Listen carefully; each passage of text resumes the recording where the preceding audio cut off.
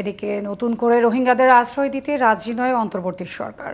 রোববার সাংবাদিকদের সঙ্গে আলাপকালে পররাষ্ট্র উপদেষ্টা মোহাম্মদ তৌহিদ হোসেন বলেন, এরপরও বিভিন্ন জায়গা দিয়ে রোহিঙ্গারা প্রবেশ করছে। বিজিবি যতটা সম্ভব পুশব্যাকের চেষ্টা করছে বলেও জানান তিনি। খুব স্পষ্টভাবে বলেছি যে আমরা আর একজন রোহিঙ্গাকেও আশ্রয় দিতে রাজি না, কিন্তু কিছু ঢুকে যাচ্ছে এটা আমরা জানি। সেটাকে আমরা যতটুকু পারা যায় ঠেকানোর চেষ্টা করছি। বিজিবি যেটা করছে সেটা হলো যে প্রতিদিনই কিন্তু পুশব্যাক করছে, যাদেরকে আমরা ধরতে পারছি। কিন্তু একটা বড় সড়ো এলাকা নিয়ে তারা বিভিন্ন জায়গা দিয়ে ঢুকছে। সেগুলোকে সব ক্ষেত্রে যে আমরা ধরতে পারছি সেটা সামর্থ্যেরও কিছু সীমাবদ্ধতা আছে, সে কারণে পারছি না। কিন্তু আমরা যেখানে পারছি সেখানে কিন্তু আমরা ফেরত দেওয়ার চেষ্টা করছি। ইউএনএইচসিআর চায় যে আমরা তাদেরকে আশ্রয় দিই, কিন্তু আমরা তাদের কাছে স্পষ্ট করেছি যে আমাদের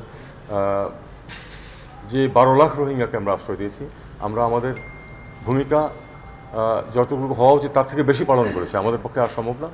যারা আমাদেরকে উপদেশ দিতে আসে বা চায় তারা বরং তাদেরকে নিয়ে যাক।